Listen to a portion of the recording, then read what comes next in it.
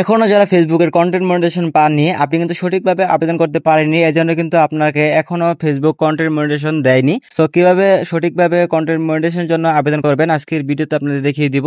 So প্রথমে just আপনার Facebook আইডিটা ওপেন করে মনিটাইজেশন অপশনে চলে যাবেন।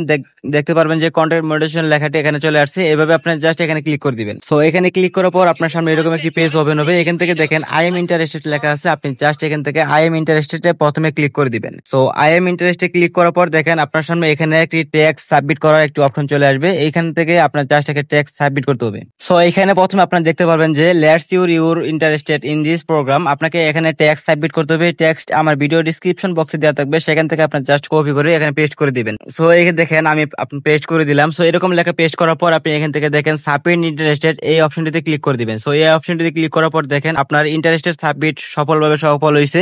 সো এখান থেকে দেখেন ইন্টারেস্টেড সাবমিটেড, মানে আপনার ট্যাক্সটি তারা গ্রহণ করেছে। এখন আপনাকে যাচাই করবে যে আপনার ফেসবুকে কন্টেন্ট মনিটাইজেশন পাওয়ার যোগ্য কিনা। জাস্ট যদি আপনার ফেসবুক আইডিটি প্রফেশনাল মোড অন থাকে এবং সকল কিছু ঠিকঠাক থাকে, তাহলে কিন্তু আপনাকে খুব সহজে কন্টেন্ট মনিটাইজেশন দিয়ে দিবে। সো এইভাবে আপনারা খুব সহজেই এভাবে অ্যাপ্লাই করে কিন্তু খুব সহজেই কন্টেন্ট মনিটাইজেশন পেয়ে যাবেন।